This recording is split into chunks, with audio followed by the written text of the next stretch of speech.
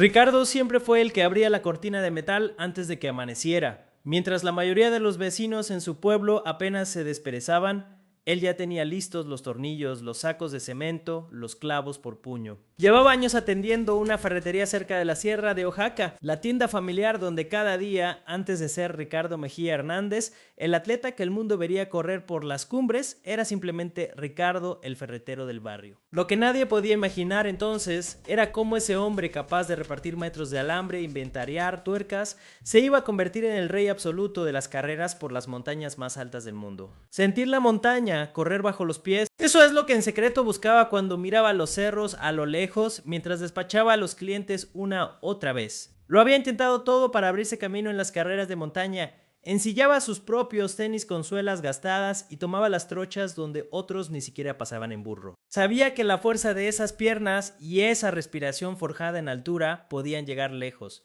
Pero en México, lo lejos nunca parecía alcanzable. Cuando terminaba la jornada en la ferretería, a veces caía rendido de agotamiento, preguntándose si esa vida de doble jornada lo dejaría competir algún día con los mejores del mundo. 8 años es lo que tardó en poder juntar lo necesario para cruzar el Atlántico. Cada boleto, cada inscripción, cada gasto salía de las pocas ganancias de la tienda. Aquí no había patrocinios, ni becas, ni federaciones tocando la puerta con promesas.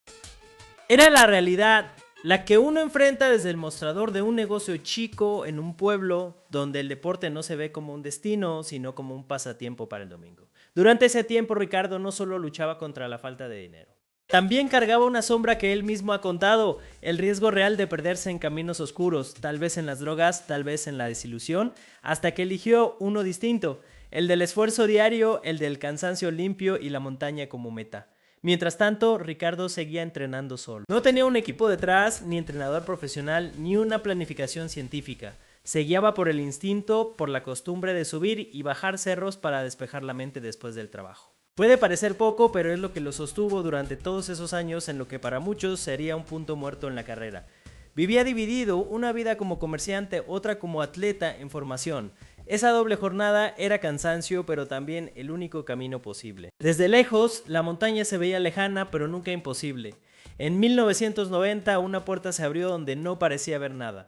Ricardo consiguió costear el viaje a Colorado y ganó el mítico Pikes Peak Marathon en su primera participación. Pasó de ser desconocido a vencer a corredores internacionales que sí contaban con apoyo, equipo y patrocinio.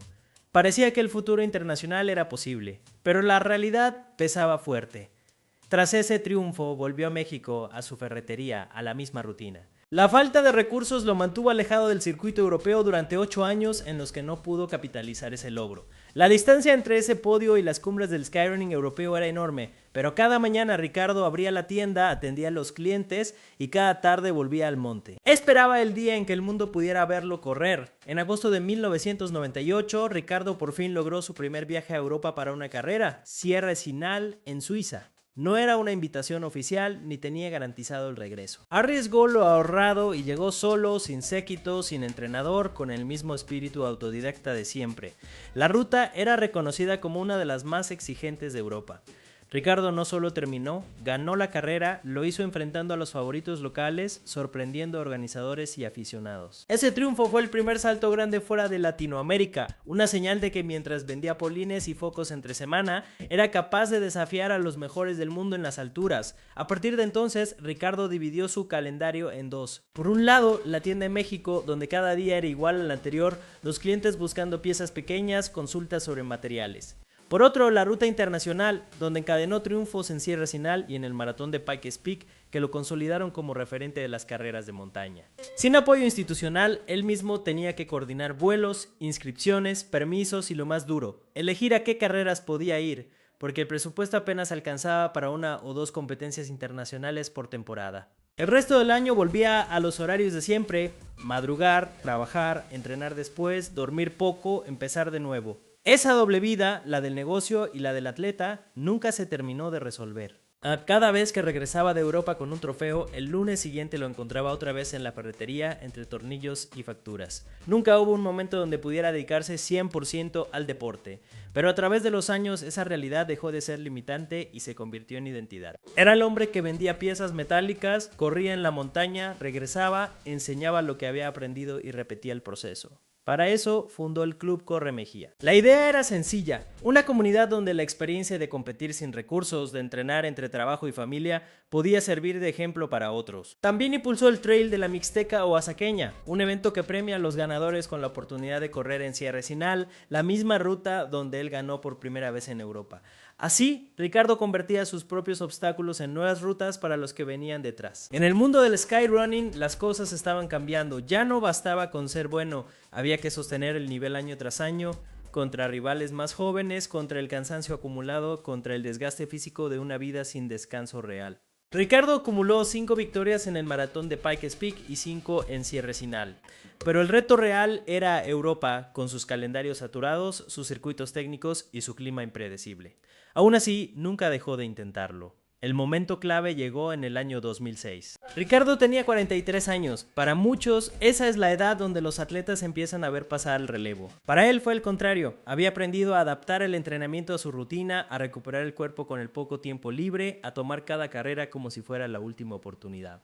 Ese año, el circuito Skyrunner World Series había alcanzado un nivel que nunca antes había visto. Varios países, corredores de élite global, etapas en diferentes continentes y una exigencia física máxima.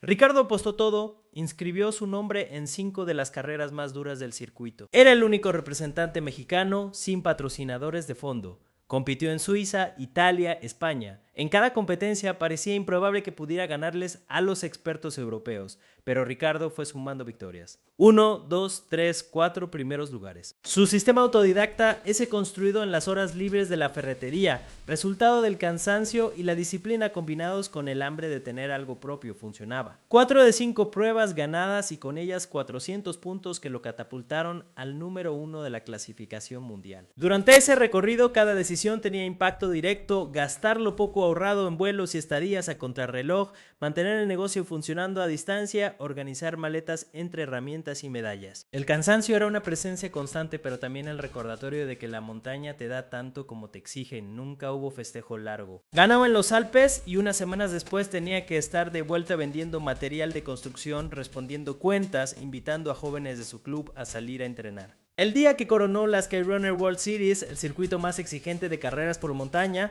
Ricardo entendió que la cima no era solo esa medalla, sino el recorrido de todos esos años donde nadie miraba. Donde entre clientes habituales que pedían pintura o cemento, él diseñaba sueños que solo se cumplían corriendo.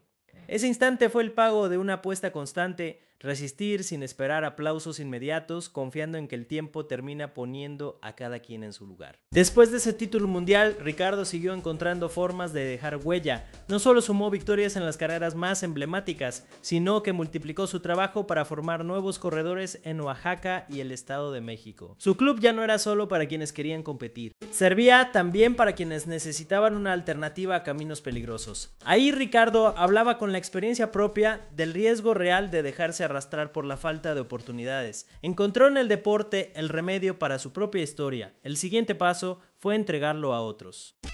Hoy, el nombre Ricardo Mejía es parte obligada de la conversación mundial sobre carreras de montaña. Los jóvenes que asisten a sus charlas lo ven como ejemplo de determinación, sacrificio, resultado a largo plazo. Saben que detrás del apodo de Rey de las Montañas hay años de trabajo sin reflectores, kilómetros durante la madrugada, entrenamientos furtivos después de cerrar la caja de la ferretería. Para los locales es todavía el vecino que ayuda a cargar un bulto o aconseja sobre instalaciones, pero también el fundador de la ruta que empezó en Oaxaca y terminó en el podio más alto del skyrunning global.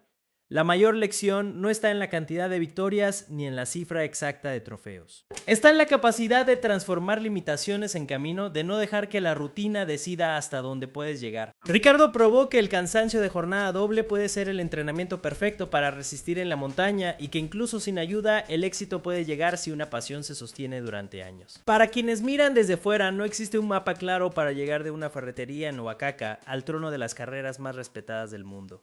Para quienes lo conocen, la ruta ya la dibujó Ricardo Mejía y sigue sumando kilómetros. Si te atrapó la historia de Ricardo, mira los videos que te están apareciendo en pantalla, seguro que te encantarán.